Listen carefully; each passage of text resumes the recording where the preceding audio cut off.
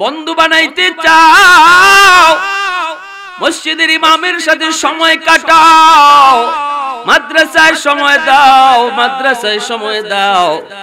ভাইরা বন্ধুরা এবার একটু খেয়াল করে শোনো, হাদিস শরীফে একটা ঘটনা এসেছে, কিয়ামতের ময়দানে একজন মানুষকে আল্লাহ পাক রব্বুল আলামিন একজন আলেমের সুপারিশে আল্লাহ তারে মাফ করে দিবে। কেমনে তারে মাফ করবে একটু শুনেন ঘটনাটা। আল্লাহ একজন আলেমরে জান্নাত দান করলেন, একজন আল্লাহওয়ালাকে আল্লাহ তার জান্নাত দান করলেন। জান্নাতে যাওয়ার পরে তার জান্নাত পায়া ভালো লাগবে না, জান্নাতি এত নাজ এত নিয়ামত পাওয়ার পরেও তার জান্নাত পায়া ভালো লাগে না, কি যেন তার কাছে নাই, অশান্তি অশান্তি লাগে। আল্লাহ রাব্বুল আলামিন তারে জিজ্ঞেস করবে, বান্দা আমি আল্লাহ জান্নাতে সুখের সব আসবাব আমি তোমার জন্য রেখে দিয়েছি, এরপরও কেন তোমার ভালো লাগে না? কি হয়েছে, তোমার অস্থিরতা কেন?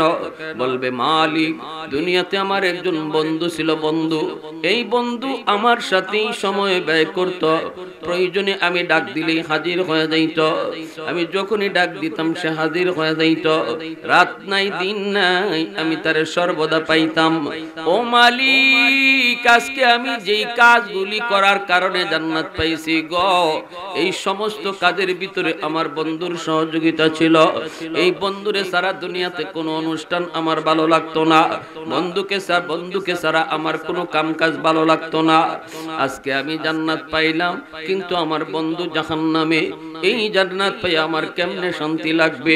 আল্লাহ আমি তো দুনিয়াতে আমার বন্ধু ছাড়া কোনো মজা পাই নাই, অতএব জান্নাত পাইও আমার মজা লাগে না যতক্ষণ পর্যন্ত এই জান্নাতে আমার বন্ধু আমার সঙ্গী না হবে। মুআজ্জাজ হাজিরিন, যৌবন কালটা অনেক দামি একটি কাল। মানুষের জীবনের সেই শৈশব থেকে নিয়ে বৃদ্ধ পর্যন্ত এই সময়টুকুর ভিতরে যৌবন আল্লাহর কাছে বড় দামি। যৌবন কালের হিসাব আল্লাহ আলাদাভাবে নেবেন। আন উমরিহি ফিমা আফনাহু, এর ভিতরে যৌবনও আছে। আল্লাহ যখন হাসরের মাঠে জিজ্ঞেস করবেন জীবন কোন পথে ব্যয় করেছো, এই জীবনের ভিতরে যৌবন আসেনি না না? কিন্তু এরপরে যৌবনকে আল্লাহ আলাদা আবার আলাদা করলেন। নবী বলেন, ওয়ান শাবাবিহি ফিমা আবলাহু, জীবনের হিসাব তো আল্লাহ নিবেই, বাকি যৌবন কালটার হিসাব আল্লাহ আলাদাভাবে নেবে। যৌবন তোমার কোন পথে ব্যয় করেছো, যৌবন কোন কাজে লাগাইছো।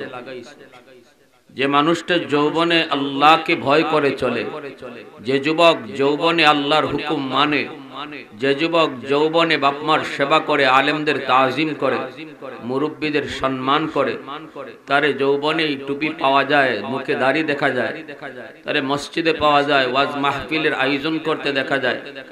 এই যুবক যৌবনেই আল্লাহর তালিকায় ওলির খাতায় নাম লেখা হয়ে যায়। নবীজি বলেন, লা ওয়ারআকাল কাফি, আল্লাহ নবী বলেন সাধ্য আছে, সুযোগ আছে, শক্তিও আছে অপরাধ করার, গুনাহ করার, এরপরও যে মানুষ আল্লাহর ভয়ে গুনাহ করে না, তার মতো পরহেজগার আর কেউ নাই। এর চেয়ে বড় বুজুর্গি আর নাই, এর চেয়ে বড় বুজুর্গি নাই যে আমার সুযোগ ছিল, শক্তি ছিল গুনাহ করার, এরপর আমি আল্লাহর ভয়ে করি না। একজন যুবক যৌবনে যতটা গুনাহ করার সুযোগ আছে, যতটা গুনাহ করার শক্তি আছে, বৃদ্ধ বয়সে এতটুকু সুযোগ থাকেও না, শক্তিও থাকে না, ঠিক না? এজন্যই একজন যুবক যত তাড়াতাড়ি আল্লাহর ওলি হতে পারে, অন্য বয়সে এত তাড়াতাড়ি আল্লাহর ওলি হওয়া যায় না, এত তাড়াতাড়ি আল্লাহর প্রিয় হওয়া যায় না। যৌবনে যত তাড়াতাড়ি আল্লাহর প্রিয় পাত্র হওয়া যায়। এই জমিনে যত আল্লাহর ওলি গুজরায় গেছেন, যত আল্লাহর ওলি আছেন, প্রত্যেকেই ওলির খাতায় নাম লেখাইছেন যৌবন কালে। কোন কালে? যৌবন কালে। এজন্য এই বয়সটার, এই সময়টার বড় দাম। আলহামদুলিল্লাহ, সারা বাংলাদেশে এখন যুবকরা এখন আর গানের আয়োজন করে না, যাত্রা আয়োজন করে না। আলহামদুলিল্লাহ, বাংলাদেশের মুসলিম যুব সমাজ এখন ওয়াজ মাহফিল, তাফসীর মাহফিলের আয়োজন করে। আমরা যারা মুরব্বী আছি আমাদের কিছু দায়িত্ব আছে। আমরা যুবকদেরকে ভালো কাজের দিকে উৎসাহ দিব, কারণ এটা একটা ফাগলা ঘোড়া। যৌবন এটা ফাগলা ঘোড়ার মতো। ফাগলা ঘোড়া সে একদিকে দৌড় দিবেই। এখন কোন দিকে দৌড় দিবে এটা পিছন থেকে দেখায় দিবে মুরব্বীরা, গার্ডিয়ানরা। যদি আমরা তাদেরকে ভালো পথ দেখাই তো ভালো পথে ঘোড়া দৌড় দিবে, আর যদি তাদেরকে ভালো পথ না দেখাই তাহলে সে খারাপ পথে দৌড় দিবে।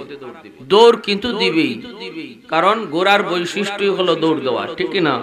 একজন যুবকের যৌবনের চাহিদা হলো সে একটা না একটা করা লাগবে, তার একটা কিছু করতে হবে।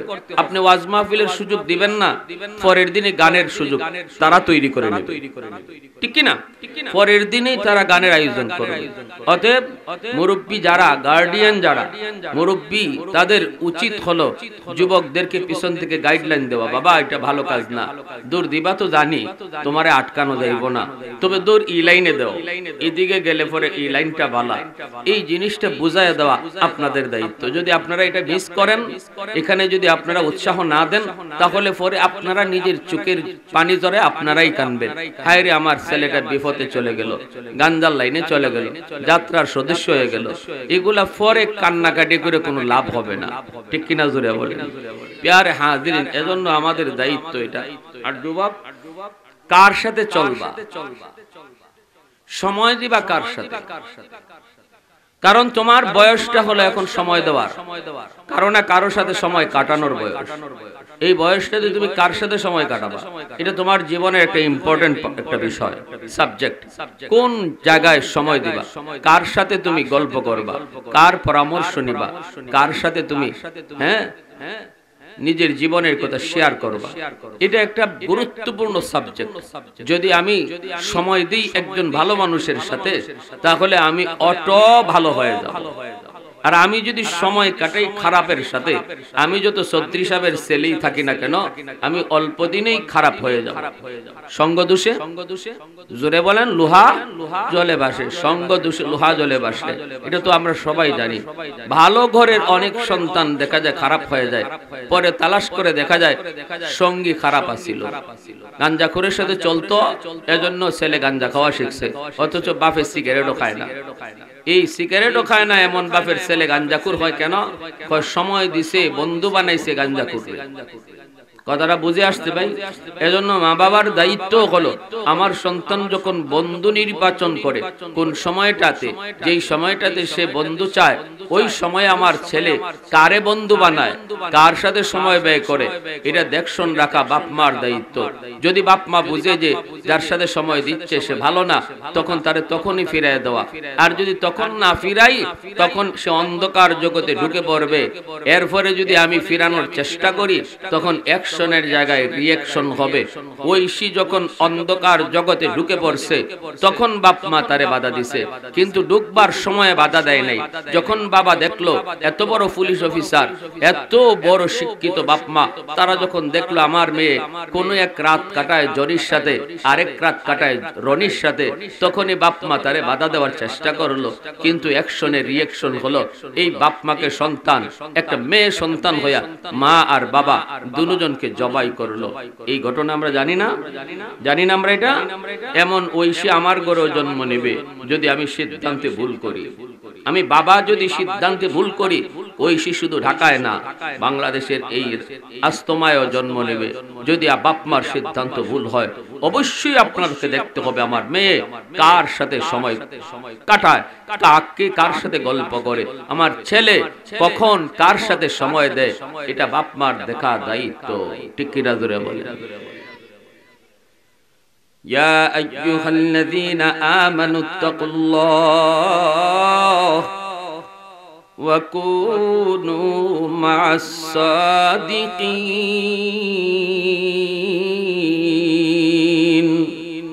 আল্লাহ পাক বলে তোমরা আমি আল্লাহকে ভয় করো। ও ঈমানওয়ালারা আল্লাহকে ভয় করো। কেমনে আল্লাহর ভয় তোমার অন্তরে ঢুকবে? তাকওয়ার দৌলত তোমার অন্তরে কেমনে ঢুকবে? আল্লাহ কয় কুনু মা'আস সাদিকিন, আলেম উলামাদের সঙ্গে তুমি সময় কাটাও, উলামায়ে কেরামকে তুমি বন্ধু বানাও, উলামায়ে কেরামের সাথে নিজের জীবনে শেয়ার করো, উলামায়ে কেরামের সাথেই তুমি গল্প করো, মসজিদের ইমাম সাহেবের সাথে তুমি সময় ব্যয় করো, মাদ্রাসার ছাত্র উস্তাদদের সাথে তুমি থাকো, তাদের কাছে আসা যাওয়া করো। নবী বলেন আলাইকুম বিমুজালাসাতিল উলামা ওয়া ইস্তিমাই কালামিল হুকামা ফা ইন্নাল্লাহা তাআলা ইউহয়িল কলবাল মাইয়িতা বিনূরিল হিকমা কামা ইউহয়িল আরদাল মাইতাতা বিওয়াবিলিল মাতর। নবী বলে উম্মতের দল মহাদৌলতিমান যদি বাঁচাইতে চাও তাহলে মন গড়া চললে হবে না রে, কার সাথে তুমি সময় দিবা। আমি নবী বললাম ফিতনার জমানায় যদি ঈমান নিয়ে কবরে যেতে চাও, আমরা সবাই ঈমান নিয়ে কবরে যেতে চাই কি চাই না? একটু জোরে আওয়াজ দেয়া বলেন চাই কি চাই না? ভাইরা বন্ধুরা, আওয়াজ সময় মতো দেওয়া কিন্তু লাগবে। সময় মতো আওয়াজ হলে পরে দেখবেন শয়তানের চেলারা দূরে থাকবে, ঠিক না? আল্লাহ নামের আওয়াজ জোরে দিলে শয়তান ভাগে। তাম দুনিয়ার সব শয়তান এক হয়ে গেছে। আমেরিকা ইসরায়েলের নেতৃত্বে দুনিয়ার সব শয়তানের চেলারা এক হয়ে গেছে, আমাদেরকে পৃথিবী থেকে নিশ্চিহ্ন করে দিতে চায়। এই অবস্থায় আমাদের আওয়াজ শুরু রাখলে আর ঘুমায় থাকলে কি এটা সম্ভব? ঘুমায় থাকলে কি প্রতিবাদ করা সম্ভব? ঘুমায় থাকলে কি আমার ভাইয়েরা ঈমান লইয়া যাওয়া সম্ভব না? এজন্য সময় থাকতে আমাদের জাগা দরকার, আর ঘুমানোর টাইম নাই। আওয়াজ দেওয়া চাই আওয়াজ। আবু বকর সিদ্দিক রাদিয়াল্লাহু তাআলা আনহু তাহাজ্জুদের সময় জিকির আস্তে করতেন, হযরত ওমর জিকির জোরে করতেন। নবী দুজনকে ডাকলেন, দেখে বলেন আবু বকর তুমি জিকির আস্তে আস্তে করো, কারণ কি? সিদ্দিক বলে ইয়া রাসূলুল্লাহ, যারে আমি শোনাবো তিনি আস্তে বললেও শুনে, তিনি কে? আরো জোরে বলেন। নবী বলেন ঠিক বলেছো, জবাব ঠিক। নবী বলে ওমর তুমি জোরে জোরে করো কেন? তোমার জোরে জিকিরে কষ্ট হয় অনেকের, জোরে করো কেন? হযরত ওমর বলে ইয়া রাসূলুল্লাহ, আমি জোরে জোরে জিকির কইরা শয়তান ভাগাই। কি ভাগাই?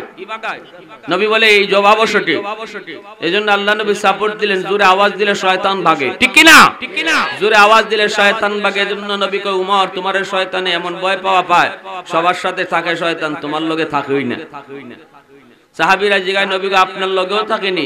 নবীকে আমার লগেও শয়তান থাকে, তবে আমার শয়তান কালেমা পড়ে মুসলমান হয়ে গেছে। আমার শয়তান আমারে চালায় না, আমার কথায় চলে। আর আমাগর লগে যেটা আছে এটা আমাগরে রাত দিন খালি ফিন দেয়, ঠিক কি না? হ্যাঁ, কিন্তু হযরত ওমরের লগে থাকেই না। নবীজি এক জায়গায় খাড়াই দিয়েছেন, মহিলা ডুল বাজায়। আল্লাহ নবীরে দেখো মহিলা ডুল বাজানি বন্ধ করে না।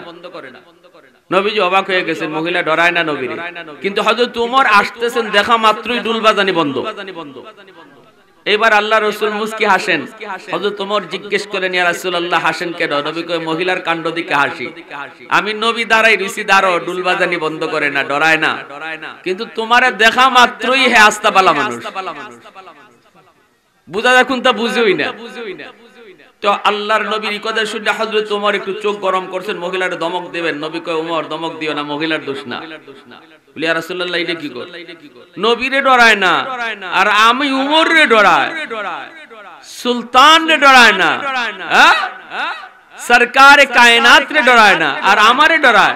এটা মহিলার দোষ না, এটা কি কোন? নবী কয় না, মহিলার দোষ না। এতক্ষণ পর্যন্ত মহিলার সাথে শয়তান ছিল, তোমারা দেখা মাত্র শয়তান ডাকছে। এজন্য ডুলবাজানি বন্ধ। তাহলে বোঝা গেল আওয়াজ দিলে শয়তান ভাগে। আজকে ইয়েমেনে হামলা হয়েছে, একাধিক হামলা করেছে আমেরিকা, তাদের ফ্রন্ট, সম্মিলিত ফ্রন্ট হামলা করেছে। মধ্যপ্রাচ্যে একদম তুফান শুরু হয়ে গেছে, পৃথিবীর তৃতীয় বিশ্বযুদ্ধের দিকে আগাইতেছে। আমরাও বাঁচতে পারবো না, আমাদেরও সুযোগ নাই। ঈমান বাঁচানোর জন্য অবশ্যই এক প্ল্যাটফর্মে আসতে হবে, বাঁচার কোনো পথ নাই। উলামায়ে কেরাম যে কোনো মুহূর্তে আপনাদেরকে কঠিন সিদ্ধান্ত শোনায় দিবে। সেই সিদ্ধান্তটা হবে জীবন বড় না ঈমান বড়, জীবন বড় না ঈমান বড়। এই সিদ্ধান্ত তোমার আমার সামনে আসতেছে যুবক, আসতেছে। আজকে ইসরায়েলের রক্ত ঝরে, আজকে গাজার রক্ত ঝরে, ফিলিস্তিনের রক্ত ঝরে, গাজার জমিন মুসলমানের রক্তে লাল। 17,000 শিশু খুন করা হয়েছে। অপরাধ কি ছিল আমাদের শিশুদের? কোনো দোষ তাদের ছিল না। শিশুরা জানে না দুনিয়াতে দুশমন কেডা, সবাই জানে আপন। কিন্তু আজকে ইসরায়েলের হাতে ওই যে ইসরায়েলের প্রধানমন্ত্রী মধ্যপ্রাচ্যের কসাই নেতানিয়াহুর হাতে মুসলমান শিশু নিরাপদ নয়। ফেরাউনের হাত ছিল শিশু রক্তে লাল, আর বর্তমানে নব্য ফেরাউন হলো ইসরায়েলের প্রধানমন্ত্রী নেতানিয়াহু, তার হাতও শিশুদের রক্তে লাল। এই জুলুমের প্রতিবাদ, আমার শিশু হত্যার বদলা নেওয়ার সুযোগ তোমার সামনে এসে যেতে পারে, এসে যেতে পারে, এসে যেতে পারে। আমি বললাম তো এসে যেতে পারে। ওরা দাজ্জালের অপেক্ষায়, আমরা ইমাম মাহদীর সৈনিকের অপেক্ষায়। এজন্য আমি আপনাদের কাছ থেকে এক স্বীকৃতি চাই। বলুন উলামায়ে কেরাম যদি কঠিন কোন সিদ্ধান্ত আপনার সামনে দেয়, যে সিদ্ধান্ত হয় জীবন দিবা নয় ঈমান দিবা, কোনটা দিতে রাজি আছি? ঈমান দিব না জীবন দিব? জীবন দিব, ঈমান দিব না। ঠিক কিনা? আওয়াজ দিয়া বলো, আওয়াজ দিয়া বলো। কারা কারা তৈয়ার জীবন দিতে আল্লাহর জন্য? হাত উঠে আল্লাহকে দেখাও। আল্লাহ তুমি কবুল করো।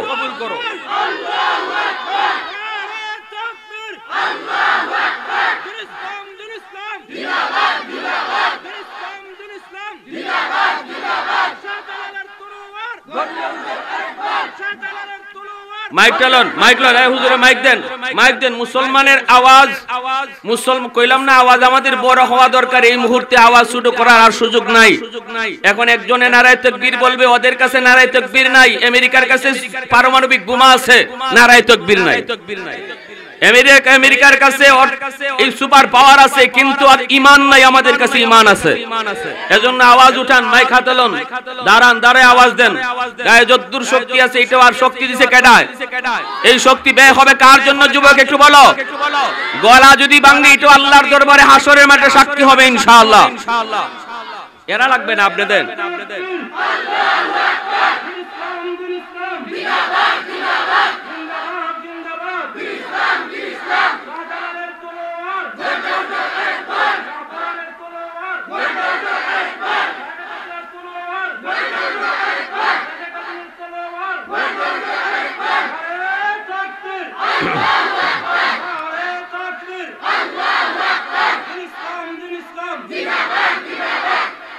পশ্চিমাদের চোখ পড়েছে কাবা ঘরের প্রান্তরে, ব্রিটিশ দালাল দল বেঁধেছে ধ্বংস করতে চায় কারে। পশ্চিমাদের চোখ পড়েছে কাবা ঘরের প্রান্তরে, ব্রিটিশ দালাল দল বেঁধেছে ধ্বংস করতে চায় কারে। আল্লাহ পাকের ঘর, তোর সাহস থাকলে ধর। আল্লাহ পাকের ঘর, তোর সাহস থাকলে ধর। ঠিক কিনা? ঠিক কিনা? আর একটু জোরে ঠিক কিনা? পশ্চিমাদের চোখ পড়েছে কাবা ঘরের প্রান্তরে, ব্রিটিশ দালাল দল বেঁধেছে ধ্বংস করতে চায় কারে। আল্লাহ পাকের ঘর, তোর সাহস থাকলে ধর। দো জাহানের মালিক যিনি, পবিত্র কাবা।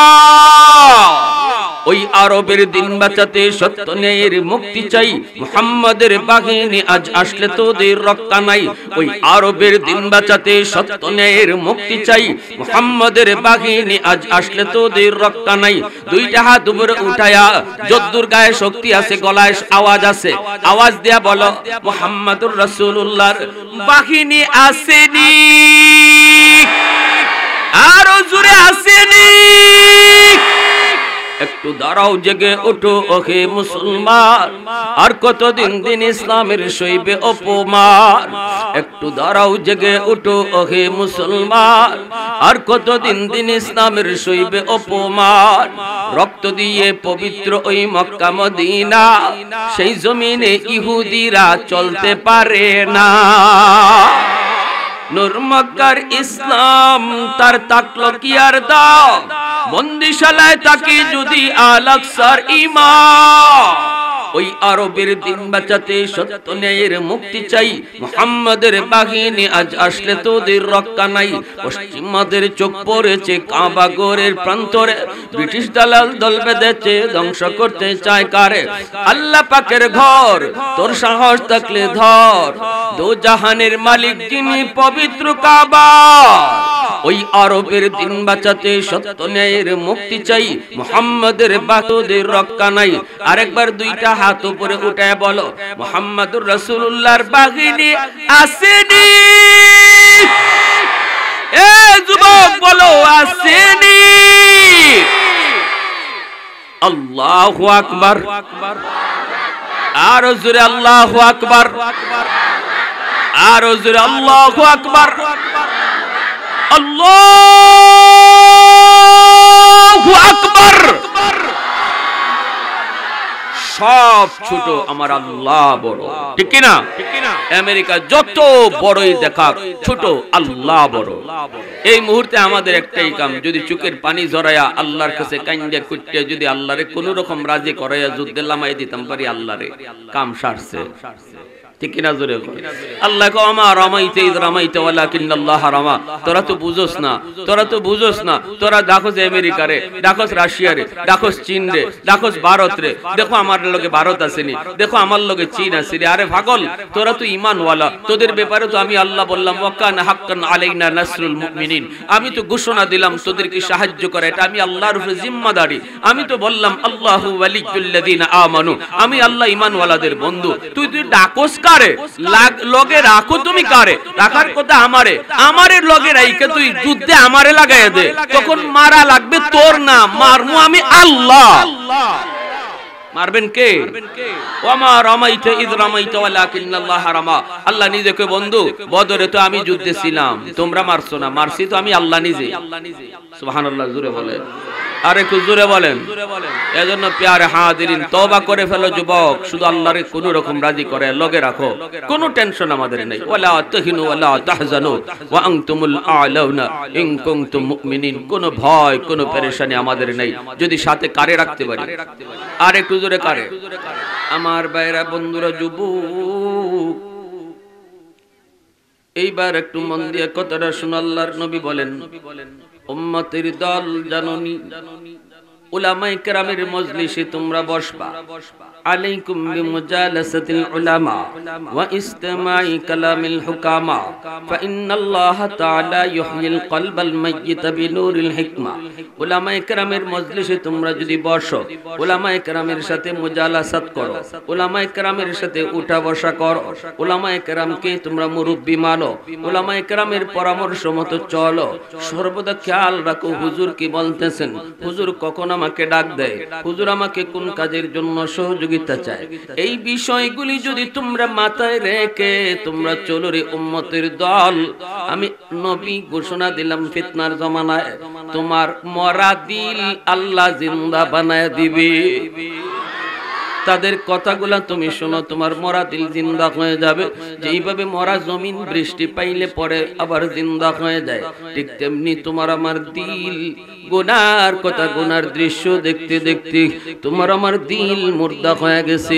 নবী বলেন এই মুর্দা দিল যদি জিন্দা বানাইতে হয়, নেতার কথা শুই না নয়, নেত্রীর কথা শুই না নয়, উলামায়ে কেরামের কথা শুনলে আল্লাহ তোমার মুর্দা দিল আল্লাহ জিন্দা বানায় দিবে।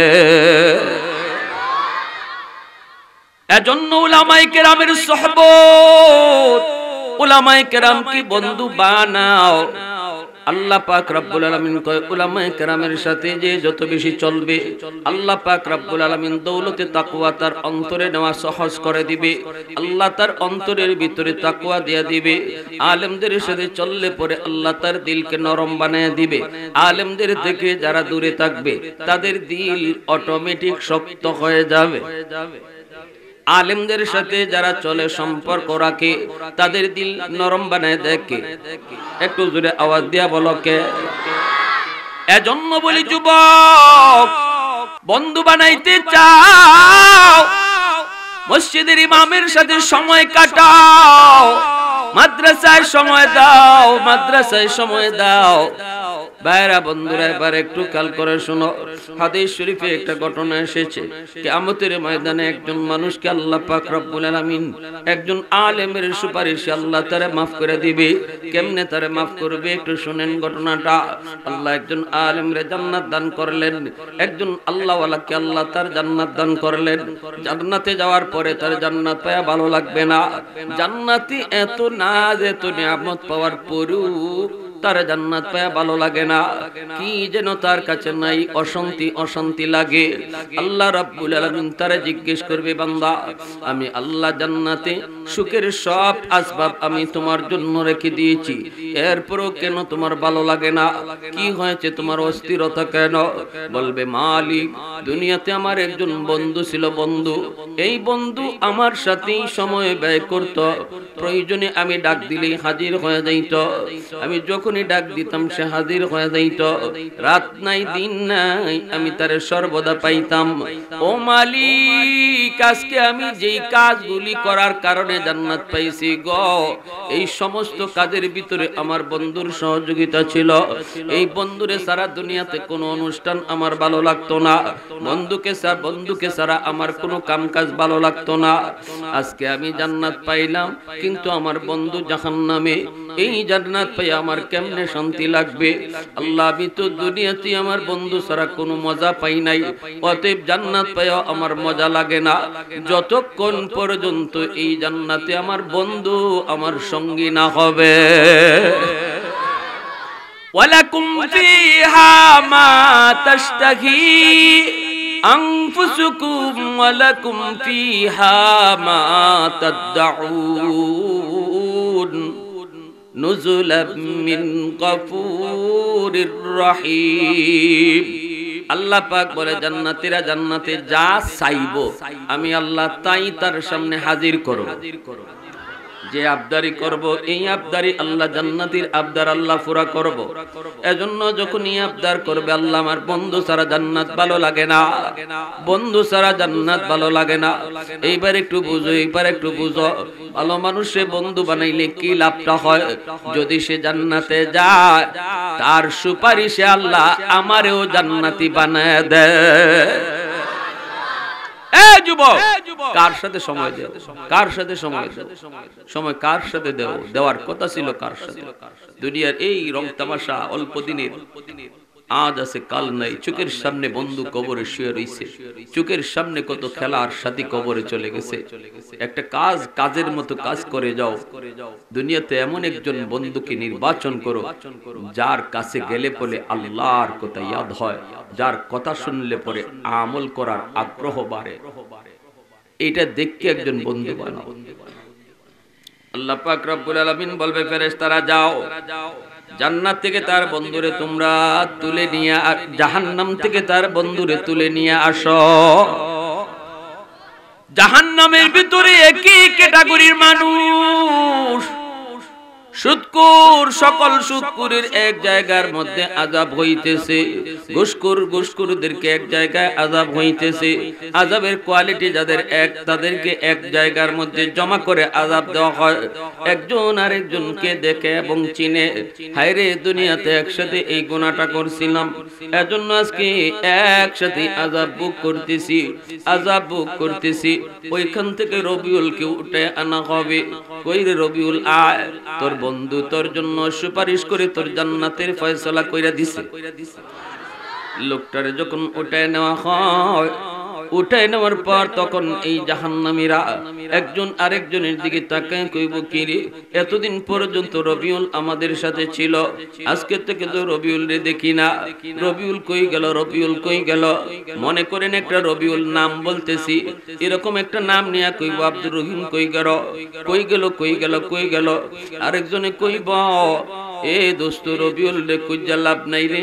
আজকে আমরা এক ক্যাটাগরির জাহান্নামী, আযাব করতেছি, কিন্তু রবিউল চালাক, রবিউল খুব চালাক, রবিউল খুব চালাক। রবিউল দুনিয়াতে যদিও আমাদের সাথে এই গুনার মধ্যে জড়িত ছিল, কিন্তু ভিতরে ভিতরে মসজিদের ইমাম সাহেবের সাথে আর মাদ্রাসার হুজুরের সাথে ভিতরে ভিতরকে সম্পর্ক রাইখা চলতো। আমরা জানতাম না মাদ্রাসা এক বস্তা চাউলের প্রয়োজন, রবিউল কোন সময় ফাঁকি দিয়া কোথায় থেকে ব্যবস্থা করে জানি এক বস্তা চাউল নিয়ে মাদ্রাসায় হাজির করে দিয়েই তো হুজুরে খালি কইতো, রবিউল দোস্ত আজকে ছাত্রদের খানার ব্যবস্থা নাই, কেমনে জানি ব্যবস্থা করে দিয়াই তো। পরামর্শ করলে হুজুরের সাথেই করত, সময় দিত আমাদের সাথে। মাঝে মাঝে বন্ধুরা একসাথে মিলা হয়তো ডাব গাছের ডাব খাইছি চুরি কইরা, হয়তো কারো আঁশ খাইছি চুরি কইরা, কিন্তু ভিতরে ভিতরে সম্পর্ক সে রাখতো আলেম ওলামার সাথে। এমন একজন বন্ধু আজকে তার জান্নাতি, ওই জান্নাতি বন্ধু তার জন্য সুপারিশ করে তারে জান্নাতে নিয়ে গেছে। فما لنا من شافعين ওয়ালা সাদিকিন হামিম। জাহান্নামী মানুষগুলো ওই দিন আফসোস করবে আর বলবে, হায় রে, আমাদের জন্য একজন সুপারিশকারী কেউ নাই, একজন আন্তরিক বন্ধু আমাদের কেউ নাই যে আজকে আমাদেরকে সুপারিশ করে জাহান্নাম থেকে মুক্তির ব্যবস্থা করে। এইভাবে আফসোস করবে, কিন্তু লাভ হবে না। এজন্য বলি যুবক, দাকায়েকুল আখবার নামক কিতাবের ভিতরে ইমাম গাজ্জালী রাহমাতুল্লাহি আলাইহি একটা ঘটনা লিখছেন। ঘটনাটা লিখছেন কি, নবীর এক হাদিস লিখছেন। কিয়ামতের ময়দানে আল্লাহ পাক রব্বুল আলামিন উসিলা তালাশ করবে, কোন উসিলায় তার কোন বান্দারে maaf করবে। 99 ভাগ দয়া মায়া হাশরের মাঠে আল্লাহর কুদরতি কলিজায় থাকবে। এক ভাগ মায়া দয়া আল্লাহ তাম মাখলুকের অন্তরে ভাগ করে দিছে, এক ভাগ। আর 99 ভাগ দয়া মায়া আল্লাহ তার নিজের কাছেই রাখছে, এটা কেউরে দিছে না। এটা আল্লাহ হাশরের মাঠে বান্দা বান্দির উপরে দেখাইবো। এতটা দরদ, এতটা মায়া আল্লাহ হাশরের মাঠে তার বান্দা বান্দির উপরে দেখাইবো। ছোট ছোট উসিলায় বহু মানুষ মাপ পেয়ে যাইব। একজনে কইব, একজন কোন মানুষ এমন আছে, হাদিস শরীফে আছে, এক গ্লাস পানি খাওয়াইছিল খালি, ই উসিলায় আল্লাহ তারে মাফ করে দেয়। হ্যাঁ, ই উসিলায় মাফ করে দেয়। আহা, তো আল্লাহ উসিলা তালাশ করবে। আল্লাহ একটা বান্দারে কইব, বান্দারে তোরে আমি মাফ করে দিব, একটা উসিলা লাগবে। বল দুনিয়াতে কোন আমার নবীর নায়েবে রাসূল, কোন আলেমের মজলিসে তুই বসছিলি কিনা?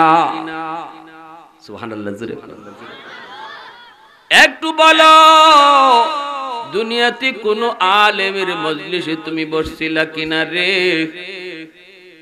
এই ওসিলা যদি আমি আল্লাহ পাই, তোরে মাফ করে দিমু। কইব না গো মালিক, মনে পড়ে না, মনে পড়ে না, মনে পড়ে না। আল্লাহ তখন বলবে, বান্দা একটু খেয়াল করে দেখ, কোন আলেমের সাথে এক দস্তরখানায় বসে তুমি খানা খাইছো কিনা? কইব না গো মালিক, মনে পড়ে না, মনে পড়ে না। আল্লাহ তখন কইব, বান্দা দেখ, এমন কোন ঘরে তুমি থাকছো কিনা যেই ঘরে আগে কোন আলেম থাকতো? কই না গো আল্লাহ, তাও মনে পড়ে না। এইবার আল্লাহ বলবে, বান্দা তোর কোন সন্তানের নাম, কোন আলেমের নামে নাম রাখছো কিনা? এতটুকু উসিলাও যদি পাই, আমি আল্লাহ তোর মাফ কইরা দিমু। কিয়ামতের মাঠের নেতৃত্ব থাকবে উলামায়ে কেরামের হাতে। আল্লাহু আকবার, জোরে বলে। এ জো বাইডেনের হাতে নয়, ব্রিটেনের প্রধানমন্ত্রী ঋষি সুনাকের হাতে নয়, উলামায়ে কেরামের হাতে কিয়ামতের ময়দানে পাওয়ার থাকবে, নেতৃত্ব থাকবে, নেতৃত্ব থাকবে। এজন্য আল্লাহ পাক তখন ওই মানুষগুলা কেউ বলবে, আজকে আমার নবীর নায়েব যারা, এদের সাথে সম্পর্ক কারা কারা দুনিয়ায় রাখছো, আলাদা হও। সুবহানাল্লাহ। এ গাজীনগরের শেখ সাহেব রাহিমাহুল্লাহ দুনিয়াতে নাই, খান সাহেব হুজুর আল্লাহ পাক এখনো দুনিয়াতে রাখছে। আল্লাহ হযরতের নেক হায়াত বাড়ায়া দিন। এমন কোন আলেমের নামে সন্তানের নাম তুমি রাখছো কিনা রে বান্দা? বল, এই উসিলা পাইলো আমি তোরে মাফ কইরা দিমু। বলবে না গো মালিক, মনে পড়ে না। নাম রাখার ক্ষেত্রে আমরা অনেক সময় গাফলতি করি। সন্তানের নাম, এটা আমার হাসরের মাঠে নাজাতের উসিলা হবে, এই জিনিসটা অনেকে বুঝি না। এজন্য খামখেয়ালি নাম রেখে ফেলি। হুজুর মামায় কইছে এই নাম, খালায় কইছে এই নাম, নান্নে কইছে এই নাম, কয়া নাম রেখে ফেলছি। আলেমদের কাছে যে নাম রাখার একটু পরামর্শ নেই না। বাইরে মনে রাখবা, কিয়ামতের মাঠে কিন্তু আল্লাহর নাম ধইরা ডাক দিব। নাম ধইরা যেই নামটা আল্লাহ ডাক দিব, এটা তুমি নিজে খামখেয়ালি রাখো না, আলেমদের পরামর্শ নিয়ে নাম রাখো। কারণ নামটাও কিয়ামতের মাঠে একটা উসিলা হবে। সুবহানাল্লাহ।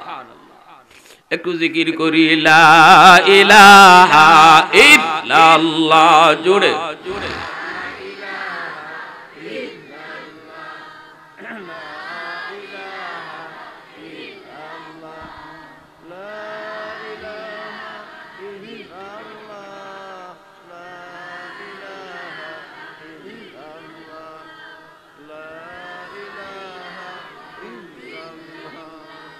আর একটু জোরে লা ইলাহা ইল্লাল্লাহ লা ইলাহা ইল্লাল্লাহ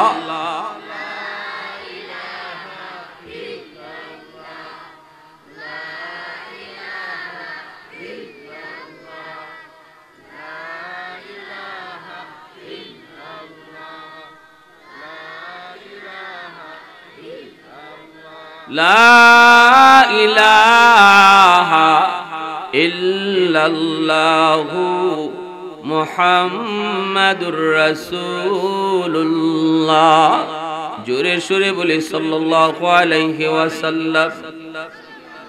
আলহামদুলিমান কদ্দারা খাইরান ওয়া খাবালা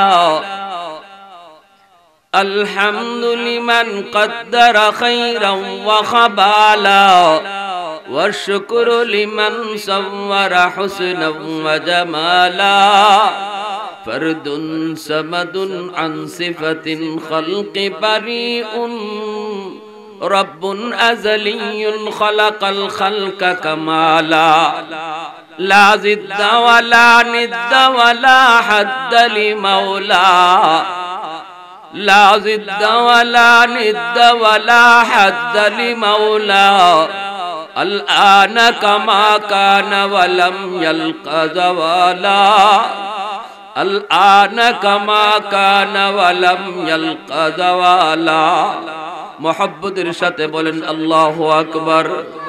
আর একটু জোরে আল্লাহু আকবার। দেখেন আল্লাহ পাকের কত দয়া কত মায়া। আল্লাহ পাক কই বান্দারে, ও বান্দা তোরে আমি বানাইছি জাহান্নামে জ্বালানোর জন্য নয়, তোরে বড় আদর করে বানাইছি। কোন একটা উসিলায় তোরে কেমনে আমি মাপ দিব? আমি আল্লাহ হাসরের মাঠে উসিলা তালাশ করি। কারণ আল্লাহ পাক আসমান বানাইতো, আল্লাহ তার নিজের হাত লাগায় নাই। জমিন বানাইতো, আল্লাহ তার নিজের হাত লাগায় নাই। ফেরেশতা বানাইতো, আল্লাহ তার নিজের হাত লাগায় নাই। জান্নাত জাহান্নাম বানাইতো, আল্লাহ তার নিজের হাত লাগায় নাই। এমনকি আল্লাহ তার আরশ বানাইতো, হাত লাগায় নাই। কিন্তু আমারে আপনারে আল্লাহ পাক আল্লাহ বলে খলাকতু বিয়াদাইয়া, ও বান্দা আমি তোরে নিজের হাত দিয়া বানাইছি। আমারে আপনারে বানাইতে আল্লাহ পাক নিজের হাত ব্যবহার করেছে রে যুবক।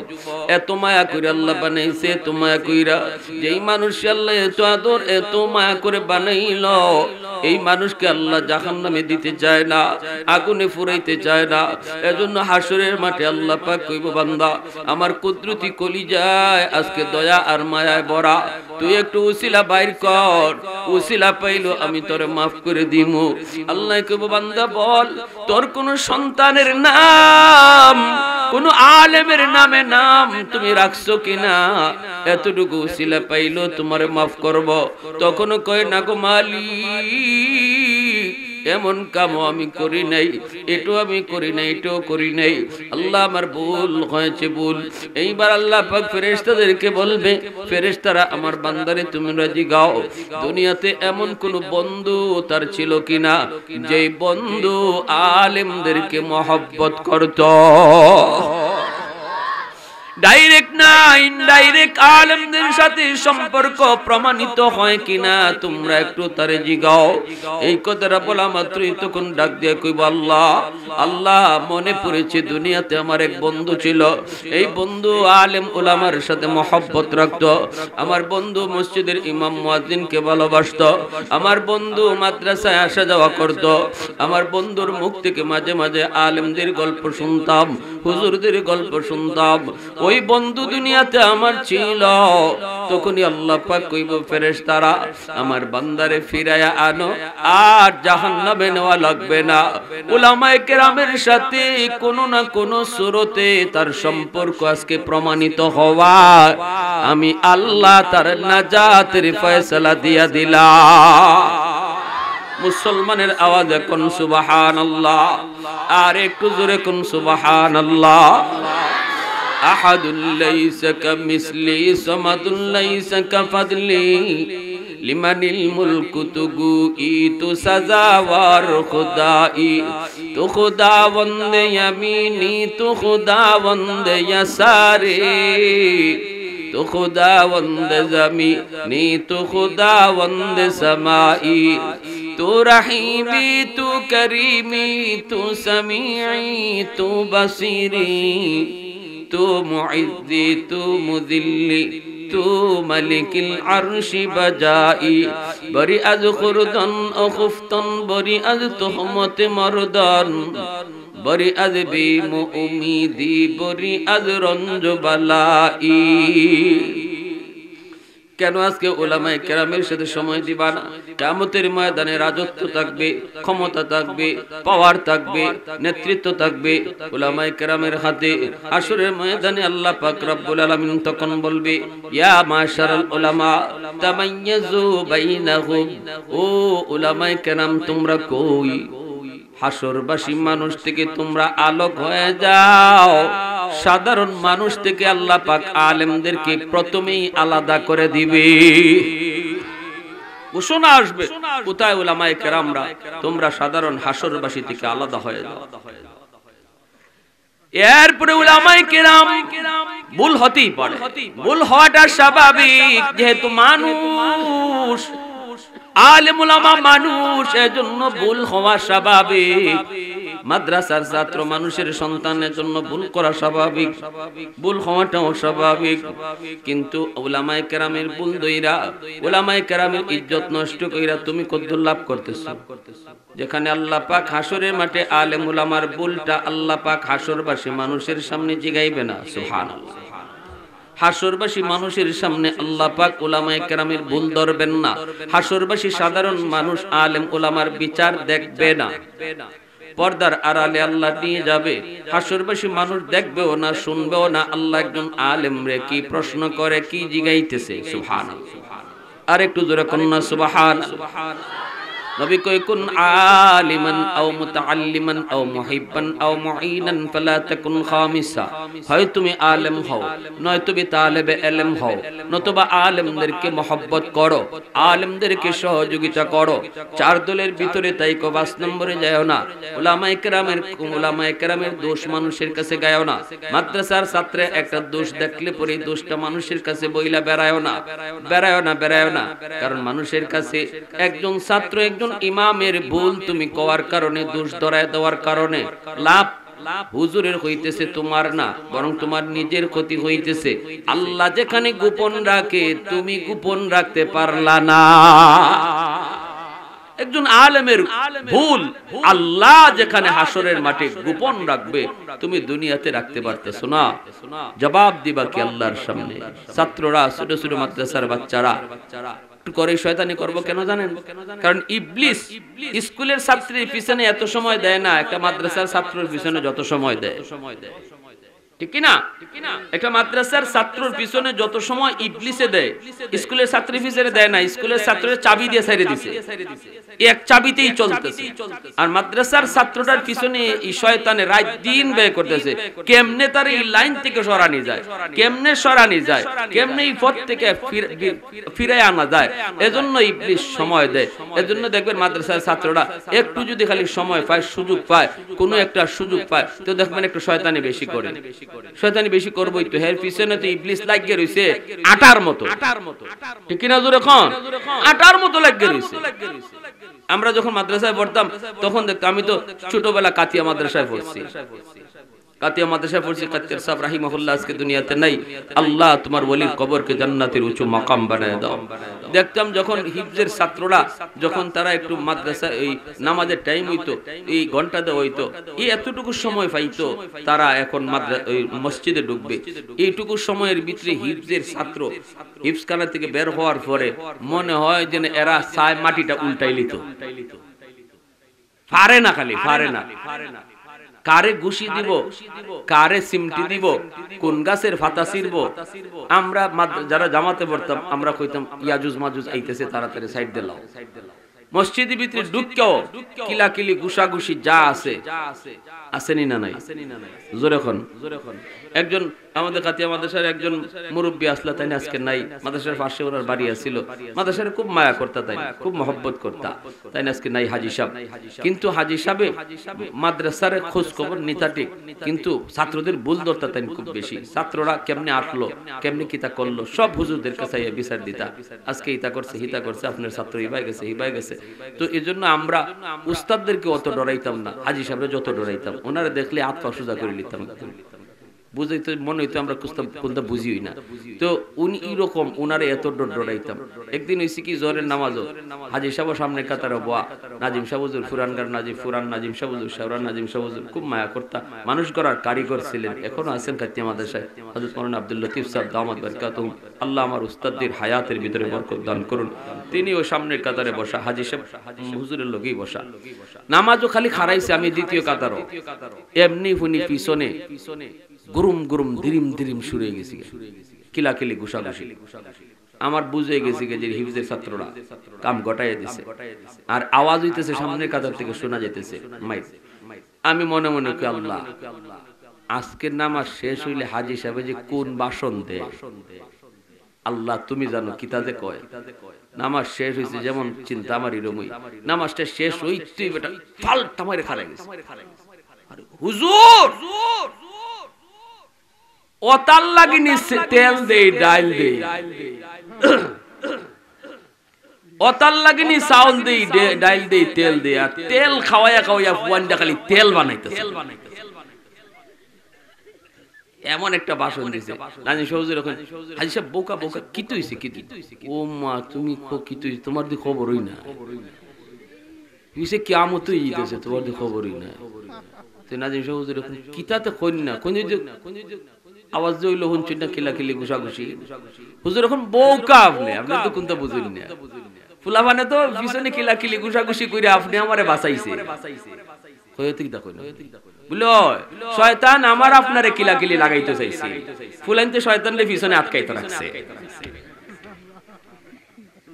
ফুয়াইতে যদি কিলাকিলি না করতো শয়তান তো আমরা সামনের কাতারে আইতো আইয়া আপনারে আমারে লাগাই দিত তে ভালো করছে না আইসা করতে তো ভালোই করছে এই হাদিস তো আগে জানি না নাজির হুজুরের উপস্থিত বুদ্ধি এত সুন্দর আছিল উপস্থিত কথা উপস্থিত সাথে সাথে নীরব তো এজন্য ছাত্ররা মাদ্রাসার ছাত্র ভালো করে আদর তার পিছনে ইবলিস যেই সময় দেয় এই সময় আর কারো পিছে দেয় না এজন্য একটু দুষ্টুটি হবে এটা ক্ষমা সুন্দর দৃষ্টিতে দেখে নেব যদি চোখে পড়ে এমন কোন ভুল কোন আলেমের যেটা আলেম সমাজের জন্য সেটা যেখানে বললে পরে সংশোধন হবে এখানে বলবো চার দোকানে না চার দোকান আলেমদের গীবত করা বা মানুষের গীবত করার জায়গা না হাসরের মাঠে আল্লাহ বলবেন উলামায়ে কেরামদেরকে কোথায় তোমরা আলাদা হও পর্দার ভিতরে আইনা বলবে কেন তুমি ভুলটা করছো বলো একজন আলেমকে একজন হাফেজকে আল্লাহ বলবে কেন এই ভুলটা করছো এই যে আল্লাহ এই ভুলটার কথা বলবে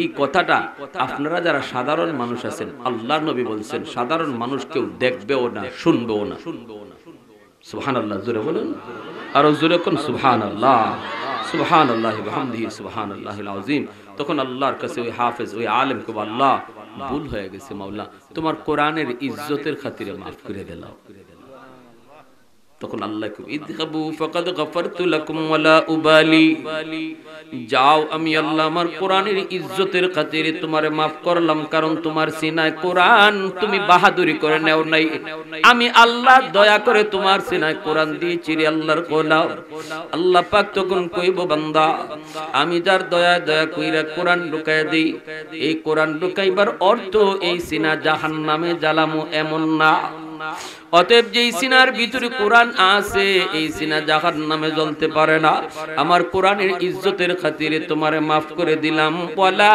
উবালি আমি কারো কোনো পরোয়া করলাম না আল্লাহ বলবেন আমি কারো কোনো পরোয়া করি না কেডা আমারে কি কইব আল্লাহ হুজুরে আপনি maaf করে দিলাইলা তাই খালি maaf চাইছুন আর তাইন্ডে আপনি maaf করে দিলাইছুন এটা হইলো আল্লাহ কই ইজাত কথার আমি কোনো পরোয়া করি না আমি maaf করে দিলাইমু কারণ তার সিনায় দুনিয়াতে আমি পছন্দ করে কোরআন দিয়া লাইছি তার সিনায় কোরআন দিয়া লাইছি আমার চয়েস হয়ে গেছে এজন্য নবী রাসূলগণকে আল্লাহ চয়েস করে, আর উলামায়ে কেরাম হাফেজে কোরআনকে আল্লাহ চয়েস করে, আল্লাহ মনোনীত তারা। কোন সিনার মধ্যে আল্লাহ তার কোরআন দিবে, কোরআনের জ্ঞান দিবে, কোরআনকে আমানত রাখবে, এই সিনা আল্লাহর নিজের হাতের নির্বাচন করা। হাজারো কোটি সিনার ভিতরে যে সিনাকে আল্লাহ পছন্দ করে, এই সিনার ভিতরে আল্লাহ তার কোরআনকে ঢুকায়। যেরকম সুবহানাল্লাহ, আরেকটু যেরকম সুবহানাল্লাহ। তাহলে এতটা সম্মান, এতটা ইজ্জত আল্লাহ যাদেরকে দিবে দুনিয়াতে, তাদের সাথেই তো আমার সময় ব্যয় করা দরকার, ঠিক কিনা ভাই? দুনিয়াতে তাদের সাথেই সময় ব্যয় করা দরকার, তাদের সাথেই বন্ধুত্ব রাখা দরকার, তাদের পরামর্শেই চলা দরকার।